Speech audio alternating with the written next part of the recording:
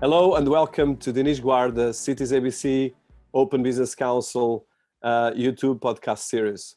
We are here again to talk about personalities that are changing the world and the people that are inspiring us, that create narratives that actually can improve our society, looking at better ways of changing, and as well, especially how to cope with everything happening in our world, in our society, in our times.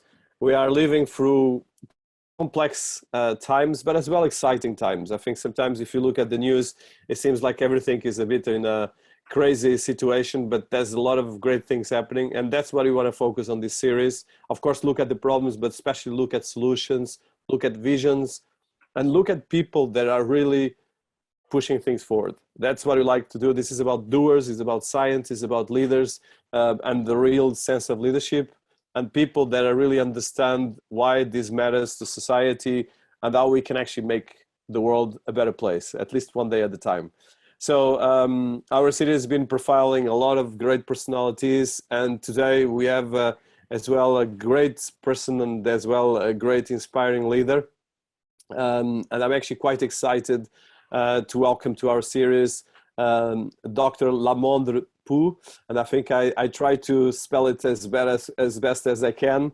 That is the CEO of Billion Strong, a new organization that everyone listening to us will listen a lot in the future.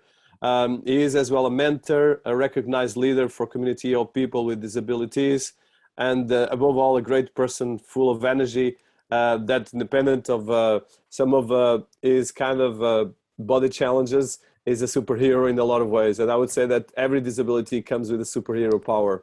So a bit of his background. Billion Strong, that we're going to be talking today, is a new platform to empower the billion plus, that's precisely 1.3 billion people in the world that live with some kind of disabilities. And the platform tries to bring in position these personalities to the world and making new solutions and the platform that it can actually empower them, and as well creating ways of embracing diversity and creating environments where people generally can belong. And in terms of LaMondre, he was diagnosed before his second birthday with spinal muscular atrophy. That is quite a challenging thing. And after that, of course, he actually learned how to live on that, as well as a member of the African American community with disability. He also has lived an experience that is double, probably more challenge, especially having heard everything that has been happening in the US with a lot of things in the last years. But at the same time, independent of the intersectionality of minority and marginalized groups, LaMondre has been working and creating a fantastic body of achievement that includes, of course, right now taking the position of CEO and co-founder of Billion Strong, as well as the Chief Sustainability Officer for Ruh Global IMPACT, the Chairman of Arts Access South Carolina, and he was inducted into Susan Daniels Disability Mentoring Hall of Fame, class of 2020, for unwavering work supporting disability justice, racial justice, and COVID-19 related issues, the impact with disability. He, as well as, like the title Dr. LaMondre mentions, as quite advanced studies, and we're going to be talking about that. And in terms of his profile, just a kind of a couple of last notes that I want to touch. He's been working mostly in kind of organizations related with disabilities and social impact, but he has a strong capacity as well, both in terms of working as a speaker that has been mentoring and doing a lot of services both for commercial, government, and educational organizations, focused specifically on empowerment, entrepreneurship, and diversity. And as well, he has a quite strong back in terms of sales marketing, and that's, I saw as well sound, so an audiophile personality as well, and has been, well, doing a lot of other things. So welcome to our series, LaMondre. Oh, thank you so much, Dinis. I really appreciate that. You hear all of that stuff, and it's like, did I do that? So I appreciate that, man. Thank you. No, well, in your case, I have deeply respect for everything you've been achieving, but as well what you stand for and what you do that is more important. So I want to start by, so as someone that was diagnosed with a very hardcore challenge, physical, with 2 years, a bit of that background, and as well, I think a lot of people complain a lot, including myself, and I think sometimes, of course, my father has disabilities, so this interview is even more important, and actually a cousin of mine as well. And what I always learn, to be honest, is that these people were probably the two most influential people in my life. Of course, my father and my cousin. And I would like to start precisely with, first of all, how did you cope with that as a baby or a very young age, but as well in your studies, in your growth, and as well through all the different things, both in terms of your community, but as well the work you did, and as well the career that you've been building independent of all of this?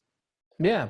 Well, I was diagnosed. I was diagnosed with spinal muscular atrophy at 18 months, and actually it was just muscular dystrophy at the time, and that's because they didn't really quite know exactly what it was. And at the time of my diagnosis, it was said that I would not live to be 5 years old. My single teenage mom was told that the best thing that she could do was to put me away, because I would only serve to complicate her life. I would only serve to make her life more difficult. And she had already had a child before me, so it would have been the three of us, and me with this, big disability, that would be an issue. Well, I'm thankful that my mom was hard-headed, and she didn't listen. She was like, well, I can't do that. So what else can I do? They said, well, what have you been doing? She said, loving him. And they said, this is what you need to do then. Just take him home and love him. And that's what she did. And my mother, as you said, your father and your cousin were probably the two most influential people to you. Well, it was my mother and my sister. For me, they were the biggest influences in my life. As I said, I'm from a single teenage parent. And so it was always just me, my mom, and my sister. And my mom, in her loving me, taught me that, number one, people would treat you the way that you taught them to treat you, or the way that you allow them to treat you is how people would treat you. And she also taught me self-reliance. She taught me that if there was something that I wanted in life, if there was someone that I wanted to be, if there was something that I wanted to accomplish, that I had to make that happen, that I had to go out and chart my own course. And she was extremely strong on those points, because she also recognized that as a person with a disability, often what would happen is people would patronize you. They would tell you you're cute. They would tell you you're inspirational. They would tell you all of these things, but they still would not necessarily respect you as a person unless you demanded that.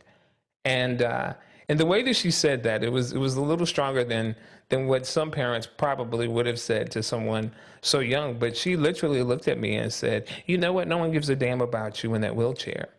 She said they will pat you on your head. They'll tell you how cute you are, but you have to demand and earn respect. And that's how she led me throughout my life. And keep in mind, I was probably about 8 years old when we had that conversation. But now, the rest of your question was, how did I navigate growing up and going through school with that? It was my life. This is my life. Yes, I had instances where people would treat you differently because you had a disability, or people would say things, and those were the kinds of things that could have been crushing. But for me, it was always a situation that I defined who I am, that I define what the world looks like for me. And again, that's all attributed to my mother. And so for me, it was life. And I can give you just some quick examples of that. So spinal muscular atrophy is a progressive neurological disorder. And basically what happens is, as you live on, as you go, your body does not produce healthy muscle. So as I got older, I got weaker in terms of strength, physical strength. And I remember when I first stopped walking, I'm a full-time wheelchair user. I don't know if you can tell it by the video, but I am a full-time wheelchair user, and I can move very little other than my fingers on my right hand, and I can only move them slightly. But I used to walk, and I stopped walking at around the age of 9. And I remember when I first went to a wheelchair, so many people were like, "Oh my God, he's wasting away. He can't walk anymore. He's in a chair." And my thought was, whoa, you mean to tell me I get to sit down in this thing with wheels on it and I can roll wherever I want to? That's amazing. So then, of course, when I was about 13, I went to a power chair. And, you know, the general sentiment was, wow, he's really wasting away. He can't push his chair anymore. He's in an electric wheelchair. Whoa, that's really sad. For me, it was, wait a minute. Do you mean that I can just move this little stick on my chair and it'll go where I want it to go? So I don't have to wait on someone to push me anymore? This is amazing. And keep in mind, I was also 13. So I love the fact that the girls wanted rides on my lap. So I was like, yes, this is golden. So again, this was about my life, and it was not about the situation, and it was not even about the way that people saw it. It was the way that I saw it and the freedoms that this assistive technology brought to me. And it was the same thing through school. Even in school, there were times where I had to learn to fight. I had to fight in order to get a decent education. I was one of the first students who was mainstreamed in South Carolina's public school systems. I was not the first, but I was certainly in that early wave of mainstreaming. And what mainstreaming is when you have students with disabilities who have traditionally been in isolated settings, and then they're placed in integrated settings. And so we did that when I was about 13. And I remember in meetings with guidance counselors when we would be talking about, okay, what we were going to do for next year and what classes I needed to take. And so the year that I was going to high school, there was a student that I was in school with previously at the segregated school. And when we made that transfer, they were talking about, well, we could put them in the same class because they know each other, and it'll be easier for that child. It'll be easier for both of them to make that transition. Well, we were on two totally different levels educationally. And I remember my mother in that meeting saying, wait a minute, we love that child. That's a great child. But this meeting is not about that child. Do not lump them together because they're children with disabilities. Make certain that we're meeting their educational needs. And it was in that meeting that I saw my mom stand up to the authorities and say, no, this is about an individual walk. And that changed the way that I saw how I am to interact with the world as a person with a disability. That it was about my individual walk. It's not about lumping us together, but it is about me standing out as an individual and living the life that I needed. So, and that's pretty much how I've focused and navigated my career, my studies, even my relationships. So that's kind of a quick nutshell, but that's it. No, amazing and very inspiring. And so, and how did it come, the doctor? How did it come, and how did you push the studies to go to that level?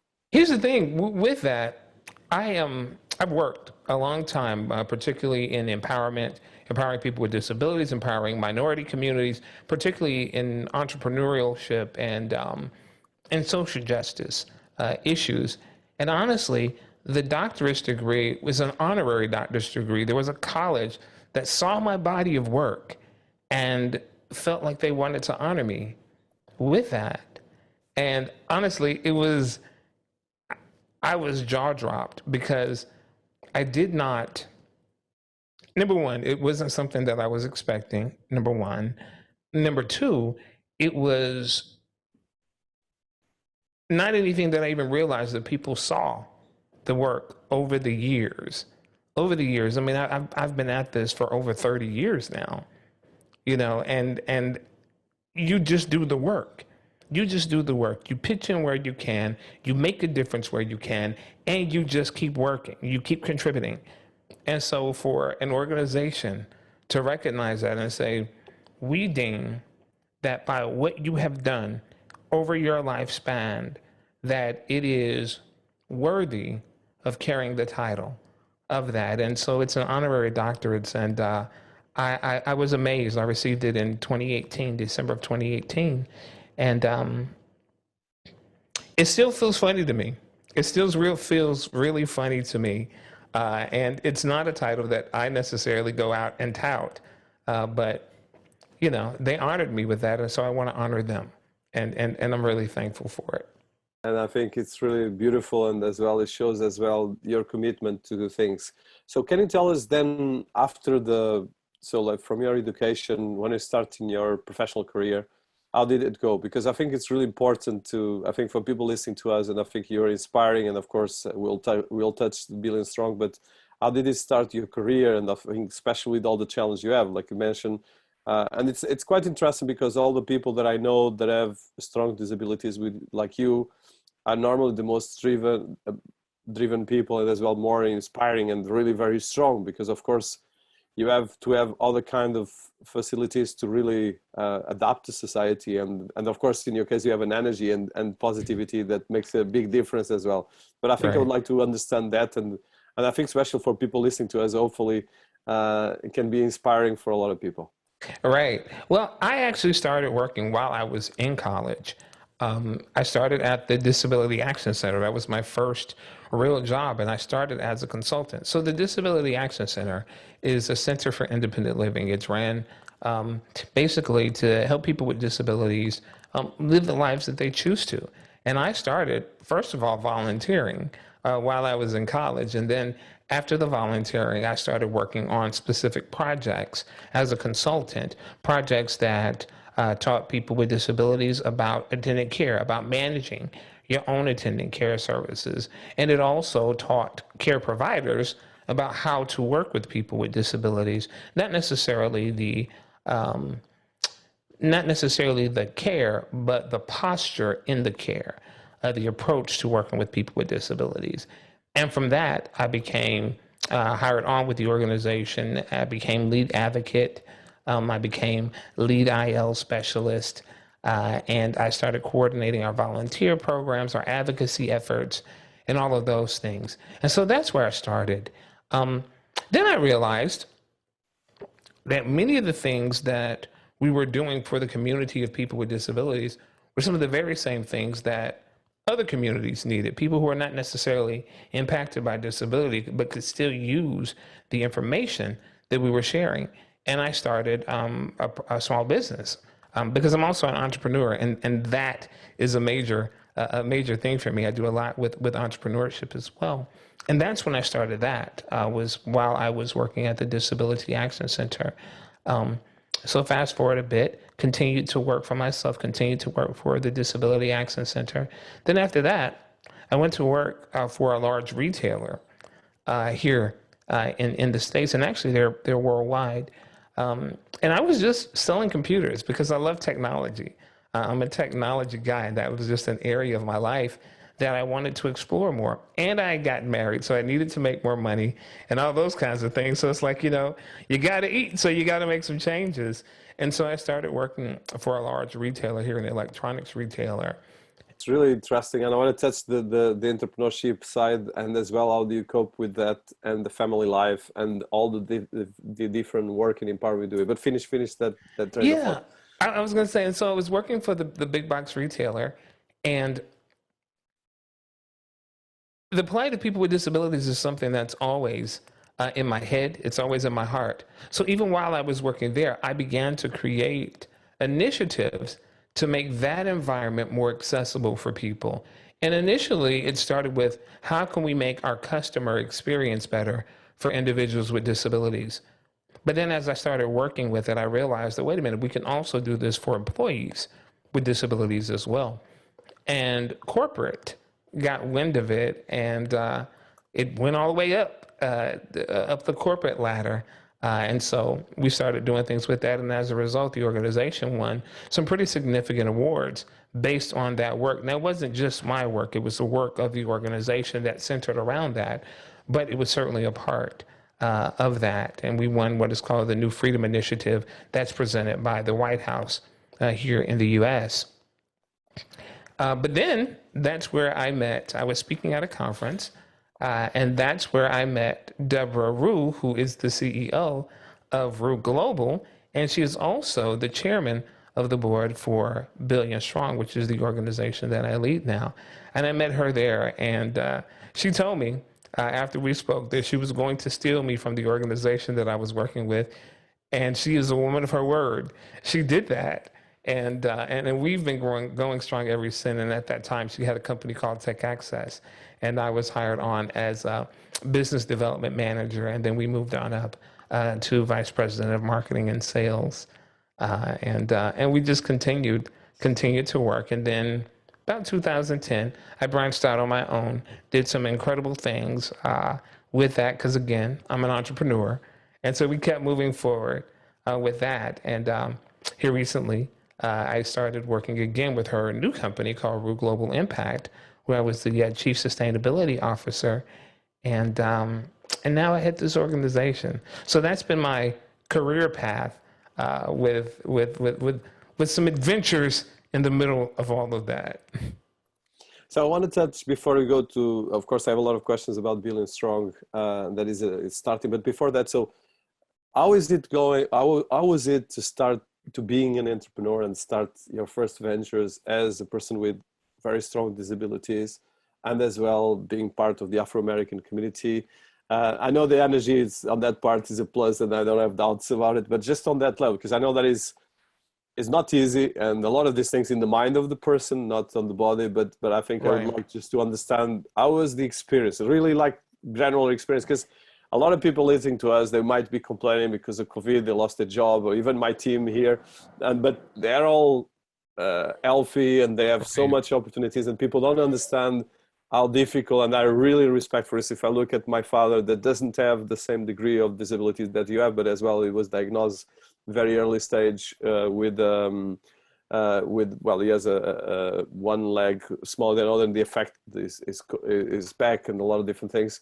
Right. To the point that very difficult, but actually his energy levels, even now as an entrepreneur, I always think, okay, I think I have partly the same energy levels, but I don't have the issues that he had. So I really respect that, and I really know how difficult it is. First of all, it's difficult to be an entrepreneur, but then an entrepreneur with all the things that you went, because in the end of the day, you have to deal with your body challenges, but as well, and I don't know, I'm sure that your disability, it keeps, well, with the age, there's a lot of complications. I remember when I was a child, one of my initially French child had a strong disability, and he died after a while.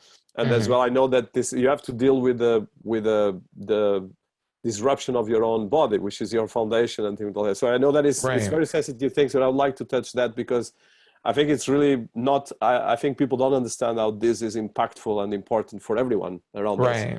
Right. Yeah, no, and honestly, that's a great question, Dinis. So for me, entrepreneurship really became apparent when I would go for job interviews, and, you know, my education is intact. They love the phone interview. They were excited to meet me face to face. And when I show up for the actual in-person interview, all of a sudden they'll see me, and then it'll become a thing of, oh, well, we've already filled the position. Really? I was the same guy that you were just so excited about to meet, you know, last week over the phone, but now that I show up, you now have filled the position. Okay, I understand. You filled the position, no problem. I go home and I start looking at the job sites again, and the same position that I applied for is still posted, and it's a new posting. So after having that experience a number of times, I got to a place where if they won't hire you, hire yourself. Create the job, create the business for yourself. And so that's what I did. Because again, you know, my goal was to provide for myself and my family. And so I'm doing everything that people said to do. I got the good education. I had the tight resume. I built my skill set. I did all of those things. But when someone saw me because of the disability or because of whatever, they decided that I'm not right for the position. So I realized that what that meant was I needed to figure out, what is it that I can offer What is the problem that I could solve, either in society, in government, or in business, whatever it is? What was the problem that I could solve that people were willing to pay to have solved? And that's really how I started my journey. As I said, I started it right after college while I was still working for another organization. I realized that the information that I was teaching, the information that I was giving, that other people could benefit from it as well. So I started that journey. Now, as an entrepreneur with a disability, I had to figure out what worked for me. How could I best serve my clients, my customers, and still serve my life in the way that I needed to? How could my business serve my life in the way that I needed it to? And so there are things that are very specific to me. For example, the assistive technology that I use. As I said before, I have very little movement in my hands. So I control my environment with my voice. So I can turn lights off and on. I use dictation software to type things out. So my entire workspace is modified for me. So these are the kinds of things that I had to do in order for me to be able to navigate and to operate the way that I need to be successful. And honestly, that is true for any entrepreneur. I think about entrepreneurs or people who have been pushed to the fringe of society, whether that be because of race, whether that be because of age, whether that be because of a criminal past or anything like that, that may preclude them from participating in what is considered typical society. Well, here's the thing. Those same principles apply. Figure out what it is that you can provide, how you bring value, what you can put in the marketplace that will solve people's problems, so much so to the point that they're willing to pay you for it, and start doing that. Now, here's the thing. So often we find barriers. We find barriers to put in our way to say this is why we can't do something. Well, the spirit of a real entrepreneur is to look at what is in front of you. What do you have in your hands? What do you have at your disposal? How can I put that to use to get me to where I need to be? And that's no different if you're a person with a disability or without. If you're male or female or anything else, it doesn't matter. What does matter is that you have the will, the idea, and the ability to make it happen. And then being bold enough to do it. Because you got to think about it. Being an entrepreneur takes audacity. It takes some guts to say that I believe that what I have to offer is valuable enough that someone is willing to pay me for it and can pay me enough to sustain myself and perhaps even sustain other people. So I want to touch, you mentioned technology, and technology, of course, empowers your life, from the wheelchair to, you said, sensors that you activate with your voice in your house, and a lot of the way you work with because of your limited mobility. So can you tell us about this technology? Because I think this is as well, when we talk about technology, we tend to talk only about the doom scenarios and of course all the issues with technology, but very small times we talk about the positivity of technology, and as well the details about that, because these details are really important. Right. Well, you know what's beautiful now, because so many organizations and so many different companies are now focused on technologies that really support our lives, because ultimately that should be the goal of technology, to support us, that doors have opened now that were never opened before in terms of people with disabilities. As I said, I use a dictation software to type. Well, it used to be that it was very specialized. It was the kind of thing, it was called Drag and Dictate. And with Drag and Dictate, it was exclusively for people with disabilities, and it was very cadenced. It was, Dinis, I would speak like, this is LaMondre. And of course, it wouldn't recognize my name, it would mess it up. So I had to go back out and spell it out and all kinds of things. But this is how I would type everything. Well, now, you don't even have to go anywhere. You can open up an app on your phone and simply dictate naturally as if you would typically speak, and it would type it, it would get it. And if you spend enough time with it, it will eventually learn how to spell your name. Well, before that software was a $1,200 software, but now it's literally free in the clouds. And so this is how this kind of technology has advanced.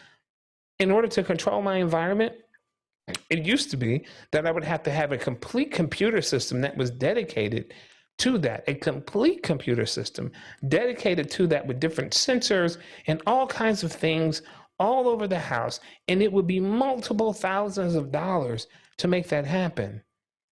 Well, now I can have a smart speaker system that speaks to my light bulbs, that speaks to my power outlets, and I can get it online for $40 and have this stuff in my house now. This is what I use. I use these kinds of things now. And what's beautiful is many smartphones and other devices now have these assistive technologies built into them. So it's not necessary that in order to just use the device that I have to have something super specialized, because they're starting to think about this. So this is the benefit of designers embracing certain universal design concepts that says, instead of making it specialized and siloed for that particular group of people over there, we make it accessible so that all people can use it. And when we think about our designs from that perspective, we begin to see accessibility being built in from the beginning. So literally, I'm talking about smart speaker devices like Amazon Echo or Google Home or Apple HomePod or any number of them that really open the doors for independence for me and honestly people without disabilities as well. Because how many people would like to turn on lights at their home as a security measure when they're not at home? Yeah, many people do. How many people want to be able to check in to see if they left the oven on, and they can simply do that through an app on their phone? Yeah, many people do. Well, those apps also make it for me to control my lights, for me to check my oven as well. And what does that speak to? The embracing of human possibility and human ability. That's what it's about. And that's what's so beautiful about the time that we live in now. That it's not specialized and siloed off, that that's for those people over there. It's for all of us. You make it better for people with disabilities, you make it better for everyone. I think you touch, well, a lot of elements that are really critical, but as well, what I love about what you mentioned is, for instance, first of all, is the importance of, first, I just an example, and I want to touch that before, and then we go to Will and Strong, is, for instance, one thing I realized, I was not with my father, of course, and I live in a different country, and of course with COVID I could not visit my father and my mother for some time. And I remember that last year I managed to go and stay some time, and I had to do a trip in the country because my father had a stroke. And I realized, because I wanted to move him, and he's very stubborn, so he didn't want to get a wheelchair. And to be honest, I miscalculate how bad he was because he could not move. And what it was interesting is that I was traveling through my country, Portugal, where I'm from, although I'm a bit a citizen of the world. And although Portugal is quite integrated, in a lot of parts of the country, I went through a couple of cities, I simply could not do anything because driving the car, and although you could drive, it was a nightmare. And then old parts of the city, because it's a country with 800 years of history. So I understood, oh my God, if this happens with us that have some capacities, I imagine for the rest of people. But I kind of saw myself in your place, and really I understood how complex it is, but I think how little our cities are prepared for this. And as well, how little people understand the complexity. But then it comes to the numbers as well, is that is 1.3 billion people. So it's kind of one in each 7 person in the planet or more, because if you look at old people, they have all the kind of disabilities. So that means probably around 50% of the world have some kind of disability. Absolutely. So I want to touch this, so specific from a technology perspective, because you are right now a tech expert in disabilities, but as well in sound and other things that came out of your expertise and dealing with your own challenges. But do you see from a technology perspective, a lot of these things right now For instance, one of the things that was very excited, you spoke in our last summit, the Open Business Council Summit, and I was super excited that we had actually a live with the president of the Blind Association of America. And I was super excited that he actually activated Zoom. He spoke on live, all on his own, using as well remote technology. And I was, oh my God, this is kind of, when people complain that they cannot use Zoom, I think they should have a masterclass from a lot of other people. But I would like to touch this part of the relationship with technology, but as well the practicalities around the data and this challenge that you have every day to deal with. Absolutely. Technology has always been a great equalizer for people with disabilities. You know, and when I say technology, I'm not necessarily always speaking about, you know, huge, complex systems. It can be that, but I'm talking about very basic things. I think about things like, and I'll get really elementary here. Think about things like curb cuts, the little sidewalk ramps that were designed for people in wheelchairs to get around. Well, you know, that was a major thing for people with disabilities to have those put in place. But it also benefited the whole of society, because who uses them more than delivery people? Who uses them more than people pushing carriages or buggies? No one. But the truth is, those things were designed for that purpose.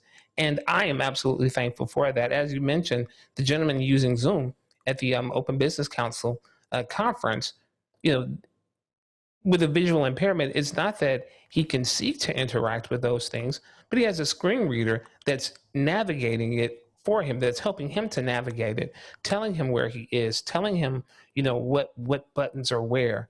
And the only reason that that is possible is because in the design, some designer went in there and laid these things out so that they can interact with screen readers.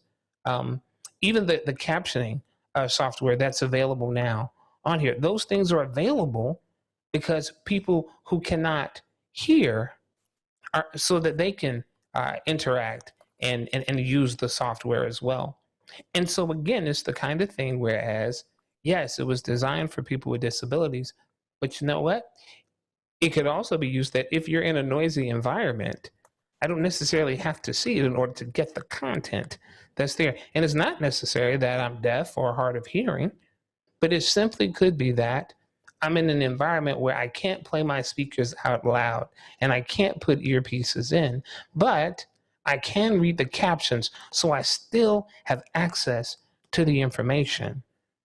Now, for people with disabilities, access to assistive technologies, access to things that make life better for all of us means that I can work, means that I can interact with my family and friends, means that I can live independently.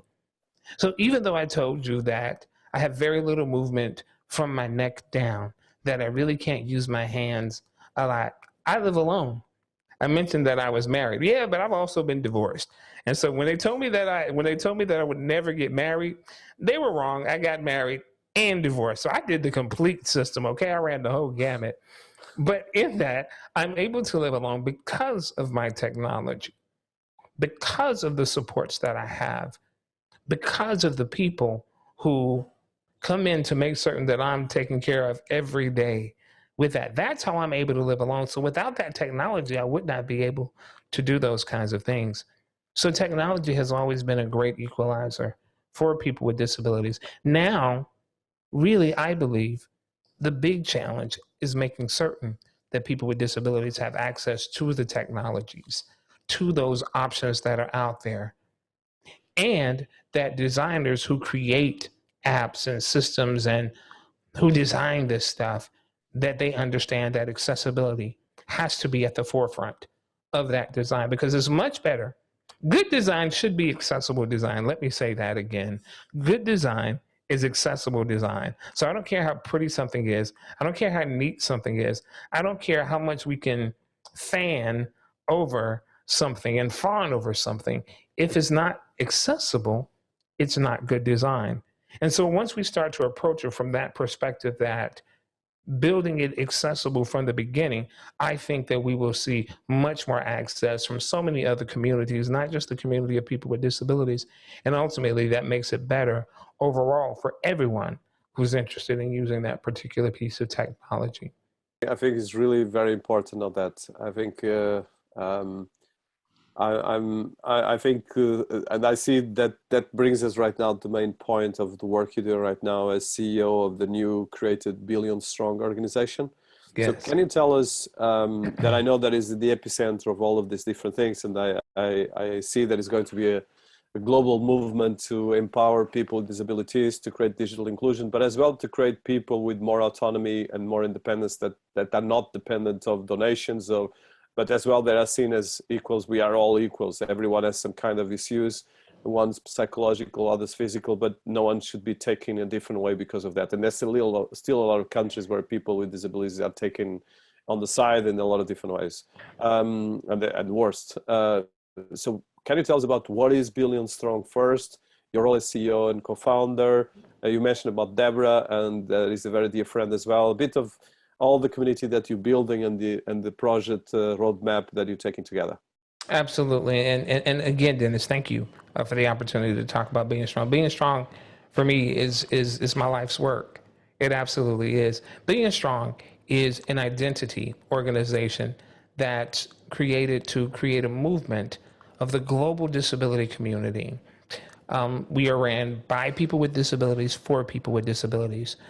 You know, when I talk about identity, you mentioned the 1.3 billion people on the planet that the World Health Organization has some form of disability, but you also mentioned that that number is probably seriously conservative. But the truth is, for the most part, disability is seen as a negative. It is seen as a weakness. It is seen as, in some communities, a curse. And unfortunately, what that does is that creates stigma. That creates a sense of who would want to be that, who would want to identify with that. And most people run from it. Well, the truth is that it's not a curse, that it is not a weakness, that it is not something wrong. But what it is simply a point of diversity. It is simply a part of what makes me me. And the goal of Billion Strong is to, number one, help people to develop a positive disability identity. You know, I often say this: I am a person with a disability. I'm not weak. I'm not broken. I have no desire to climb mountains. And here's the thing: if you do, that's fine, but I don't. But what I do have a desire to do is to remove every mountain that stands in my way. And this is what we plan to do with Billion Strong, is to help people to develop a positive disability identity. And when we talk about disability identity, it is not just the way that the world sees you, but it's also about the way that you see yourself. And Billion Strong seeks to help promote and build a positive disability identity, both inwardly and outwardly as well. Our goal is also to provide training, personal development and professional development training, entrepreneurship training. Our goal is also to promote artists and artisans and people with disabilities who are doing amazing things throughout the world, and to create a community where people with disabilities can share ideas, can share experiences, can really talk about our lived experiences with disabilities. Because the thing that I recognize is sometimes we don't even know what's possible for ourselves until we see someone else who's in a similar situation doing it. Wow, I didn't even know I could do that. I didn't even know that was possible for me. And we want to do this from a global scale. Our goal is not to go into a community or a country or a place and say, hey, this is how you're supposed to do it. We want to find out what's going on there and then support the things that are working, and to help in any way that we can to promote things that will help move that community forward. This is really about the empowerment of the community by the community, and presenting to the world all the beauty and the value that we have to bring to the table, and recognizing that we do have an awful lot to bring to the table, and we're part of this planet as well. I often boil it down to that the mission of Billion Strong is to make the world a better place. And we just do it through the lens of disability because that's who we are. We're part of this world. And we also want to create an organization that recognized and honored all of the intersectionalities that's represented in this community. And that's what Billion Strong is about. Wonderful, and I really admire that passion. So can you tell us a bit more about the numbers? I think you touched the 1.3 billion, and I touched before, but you have much more information. So, and as well, from these numbers, I know that you have a global network of ambassadors by country and a lot of institutions. And I think one of the things I've been finding out in the internet, we are still in the early days of the internet, is the idea of internet as utility and how we can actually use the internet to help these people. For instance, I have actually passed some of contacts with people in Brazil. And for instance, just in Brazil, there's 20 million to 30 million people with disabilities. And for instance, they have very big difficulties in terms of education. And actually, one of the things you mentioned that you're married and divorced, which is fantastic. Well, not fantastic divorce, because I'm sure it was It depends painful. on how you look at it. Depends on how you look at it. Well, yeah, I understand. But for instance, one of the things I found out, I did the research when I was building some of the technologies and looking at disability. And it's interesting that the biggest thing I found out was that the challenge that people with disabilities are facing is actually dating and meeting other people. And this actually was pure data that I found when I was looking at data around the apps and technology around disabilities. The first thing that people with disability wants is company and friendship and love, because they are alone. And you just mentioned that you live alone. So tell us a bit about that and how Billion Strong is trying to cope with that. Because in the end of the day, well, that's the most important thing, is about love and companionship. But a lot of things can be done just creating awareness for that. Absolutely. And you know, Dinis, and first of all, that's a great question. I'm glad you brought that up. I'm glad you did the research around that. Because when I think of love and companionship, that's what we all want. We are not islands. We are not lone wolves by and large. So we're all looking for someone to connect with, someone to share experiences with, someone to traverse life with. And what happens is, so often people with disabilities are viewed as not having those desires or not having those needs. In other words, we're looked at subhuman, because the truth is that's a basic human need. That's a basic human desire. And so our goal is to help build a bridge to connect people so that we can simply communicate, so that we can share those experiences. And we're not looking at being, you know, like the disability dating site, but because those actually exist, they're out there. And what we will do is support organizations that are doing great things on behalf of people with disabilities, but to recognize that the needs of, quote, typical people, unquote, are the same needs that people with disabilities have. You know, a lot of times we talk about, or we use language saying that, you know, the goal is to integrate people with disabilities into mainstream society. When you start thinking about a conservative 1.3 billion, when you start thinking about, according to the World Health Organization, 1 in 7 people, and in the US, that's 1 in 4 people, okay? There's over 60 million people. What that says to me is we don't need to be integrated into mainstream society. We need to understand, or we need the world to understand, that we are mainstream society. This is who we are. Just because you see it as different doesn't mean that it's present, doesn't mean that it's missing. So a part of what we want to do is to show the world that our needs are the same needs that everyone else has. And even for our own selves, to say that, you know what, these are legitimate needs and we need to go after that. We need to be out there and making that happen as well for ourselves. And when you start talking about just the sheer numbers, start looking at the poverty rate amongst people with disabilities globally, especially amongst women with disabilities globally. And you will see huge disparities when you start looking at educational numbers in terms of who's being educated and the ones who are not, why are they not? you'll find that people with disabilities are grossly overrepresented in the category of people not being educated because of their disability. Not because of their ability to learn, not because of their ability to grasp the concepts, but purely because of their status as a person with a disability. So when you start to think about it from that perspective, our goal really is to shift that. We're literally talking about a perspective change. I often say that my disability is a major part of who I am. It is not the defining point, but it's certainly a defining point. It is a part of what makes me me, just like where you're from is a part of who you are, Dinis. The fact that I have dark skin, it's a part of who I am. And so often we're taught to hide or run away or not bring to the table portions of who we are because it's not socially acceptable. Well, the truth is, when I come to the table, my disability comes to the table as well. So does my melanin.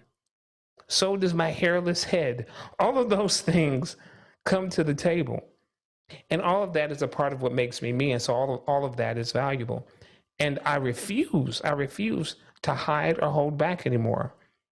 I've often tell this story that when I've worked with people in the past, inevitably they'll say to me, LaMondre, you're talented, you're smart, you have so much to offer. When I see you, I don't even see a disability. Now, here's the thing.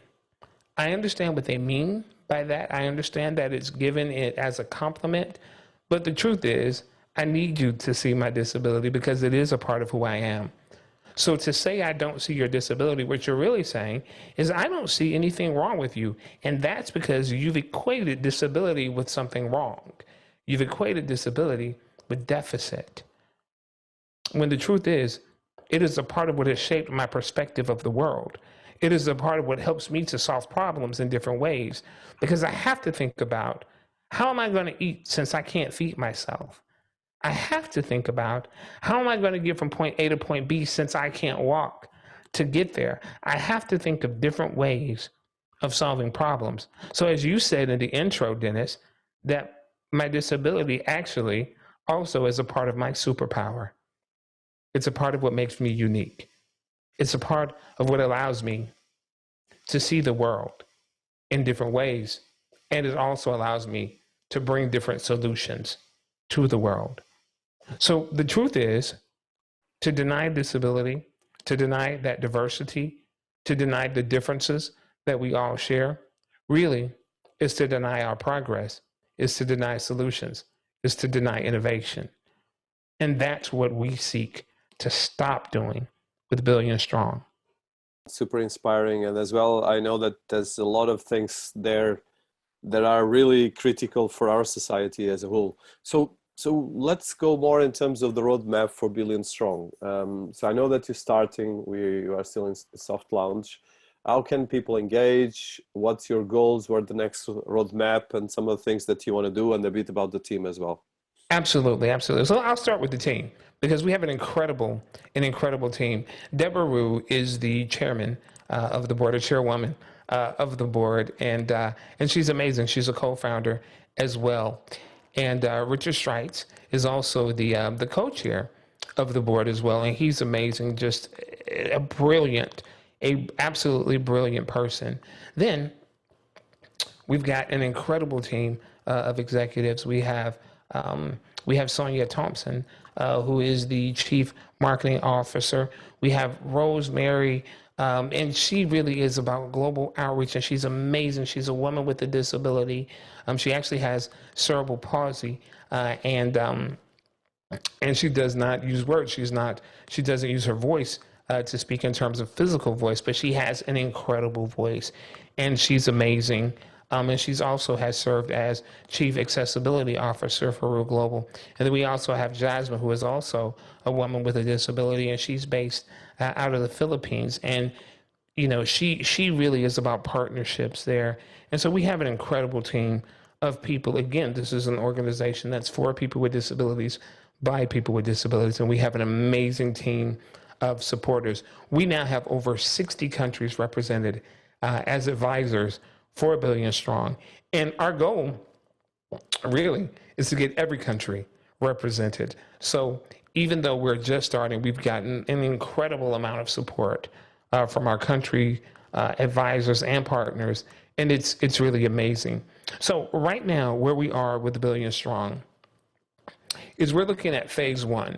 And with phase one of the things that we're looking at, there are multiple things. This is phase one and phase two, actually. But there are multiple things that we're looking at. First of all, of course, we need to build a fully accessible website as well as a platform for people to connect, for people to begin to communicate in various languages around the globe.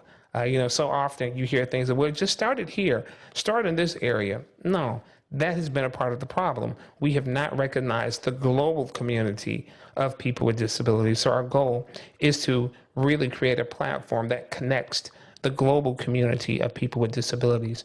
We also want to offer, as I mentioned before, classes on personal development, professional development, entrepreneurship, basically classes to raise the skill level for people with disabilities as well. But we also want to offer courses and webinars for organizations that work with people with disabilities or desire to. So the goal really is to educate. So it's about education, it's about elevation, and it's about bringing people together. These are the goals that we have set for a billion strong. So we are kicking off some funding campaigns because obviously in order to do this, it's going to take funds. It's going to take money in order to do this. And this is one of the things that we're kicking off really soon. So be on the lookout for that. Now, another really important piece to Billion Strong, again, is identity. It is about how the world sees you, but it's also about how you see yourself. So in many instances, what we want to do is we want to offer mentoring programs to where we can connect people with disabilities to some of the finest mentors in the world that may be in a similar situation as they are, and help them to move forward, help them see the way forward, help them advance in their skill set, advance in their networks, and move forward. So it's really about the coming together of a community to present to the world what we really have to offer. So that's where we are. And the way you can get in contact with us is through our website, and that's billion-strong.org. billion-strong.org. And of course, you can follow us on social media at Billion Strong and the number 1. That's Billion Strong and the number 1. Thank you so much. And we're going to put all of this, of course, in the context of the interview of YouTube and the other channels where people are listening to us. So just to understand a bit more of the roadmap. So you mentioned a lot of the important things. So I want to touch the identity. So there's an identity of, like you mentioned, the way people perceive disabilities, which is still very sensitive. We've been having a lot of movements in the last couple of years from all kind of movements precisely highlighting the challenge that we're facing in society. But at the same time, these movements are for the first time highlighting things that were always invisible in the history of humanity. So I'd say the point is movements are actually raising the bar towards our society can be a bit more balanced. And a lot of things that would have tolerance a couple of years ago or decades don't have tolerance anymore. So the subject of identity, can you tell us both for the disability in itself, but for the people that suffer with disability? Yeah, well, I think when we start talking about identity, again, it's about not only how you see yourself, but it's also about how the world sees you. And with disability, because of the stigmas that have been associated with it, many people don't want to identify with a disability. Think about it. If the moment you say that, yeah, I'm a person with a disability, all of a sudden weakness enters someone's mind. Or if you say something is for disability, all of a sudden it becomes, oh, well, then that's not for me. That's not something that I deal with. when the truth is, it is for you. And that's because people don't want to be associated with something that's either considered weak or something that's considered not viable. So people have a tendency even to hide from that or completely deny it. Think about when we start talking about mental health issues, think about the stigmas that's associated with mental health by and large, or developmental disabilities, or physical disabilities like mine. You know, when I was first diagnosed with spinal muscular atrophy, they told my mother that I would not get married, that I would not go to school, that I would not have any of those things. And it was only based on the fact that I was a person with a disability. That was not the expectation of society. But I will tell you, I think the global pandemic did a lot to shift our perspectives in so many ways. Now, it didn't change everything, but it certainly opened the door for a lot of people to start seeing things completely different than what they saw before. Even with the Black Lives Matter movement that happened here in the US and took on a different life of its own outside of the US, these things shift or has helped to shift the way that we see and the way that we identify, even in our own skin, even in our own world. And this is what I believe is so important about this movement, about Billion Strong, because now it's not about matching what the mainstream, quote mainstream, has said should be the norm, but it's about really realizing that our very survival depends on everyone being included. It depends on everyone having a seat at the table, everyone, not just those who are, quote, mainstream, unquote. But in order for us to survive, in order for us to move forward as a society, as a people, we have to start including everyone. And so now it's not about asking for a seat at the table. It's about demanding a seat at the table. And that's because our very survival depends on it. And so I think that those are some of the lessons that we learned, particularly from the COVID-19 pandemic, that we have to start prioritizing not just economy or not just the will or the betterment of a few, but in order for us to make this thing sustainable, in order for us to survive, we really have to start including everyone. And we have to start thinking about our planet. We have to start thinking about our economy. And we also have to start thinking about our society. Those three things working in concert, working together. And that's the only way that we can do this. And I think that we're ripe for making that happen now. And so I think it's the right time for this kind of a movement with Billion Strong. And when we start thinking about disabilities, yes, I do have issues that arise because of my disability. But it's not that I'm suffering in any way. It's not that anyone suffers because of disability. Usually, it's because of the barriers that have been put in place because someone has a disability. I often think about, why are there stairs, or why are things built and accessible? Well, that's because we have not exercised the will to do them a different way. So Billion Strong is about doing it a different way, finding new ways, making that difference so that we can move forward as a people. Well, inspiring and very important. So I want to thank you for all this inspiration, and as well, especially for the passion you put on what you're doing. As you know, I'm a huge fan of your work and of Deborah and what you guys are doing with Billion Strong, and I will be recommended, and I would shout loud to everyone listening to us to engage in the website. We'll put the website here, billion-strong.org. And as well, I think this is an initiative that everyone in the world should be involved somehow. In my case, is one of my focus as well, both in homage to my father, but as well as understanding the importance of these things as well. But as well, I think it's really critical, like you said, to make the world a more interesting and cool place. And I think we need that as well. And you are a cool person. So I think to finish and just tell us a bit more about your, I think I would get a bit out of the focus of Billion Strong, but just about your passions.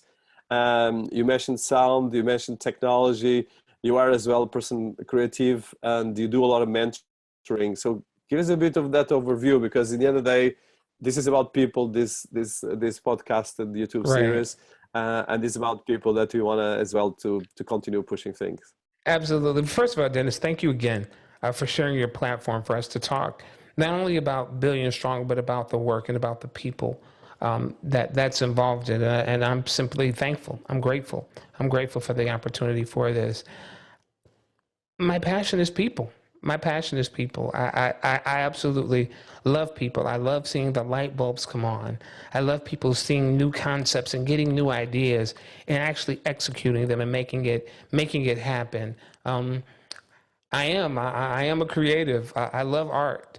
I am the chairman of Arts Access South Carolina, but I'm also a musician. I don't play anymore. I used to play. I used to play guitar and piano, but now I just sing. And no, I'm not singing. So just so we can get that cleared up. But I do love to sing, and it's something that I'm very passionate about. And I will tell you, so I'm really passionate. I'm passionate about a number of things, but Being Strong is my life work. And the beautiful thing about it is that it allows for all of my passions to be realized. Um, I love people. I love seeing when people get it. I call it when the light bulbs come on. And I'm passionate about that. And I get to do that in the work that I do. I'm passionate about the arts. I used to play guitar and piano. Now I just sing. But I get the opportunity to have that creative side of me show. And I'm passionate about community. I'm passionate about friends and family. I'm passionate about relationships. And this is what I believe my life is about. This is what I believe I breathe for. And I'm thankful for the relationship that I'm developing with you, Dinis, and this is wonderful. So thank you. Thank you for sharing your platform shape. Thank you for sharing your insights. Thank you for sharing your energy, man. So the next time I'm in London or you're on stateside, we've got to get together and share a meal. No, for sure. More than that. No, it's really, I am very thankful to have you here. It's been a fantastic honor, and your inspiration, but as well your passion for life and the amazing things you're doing.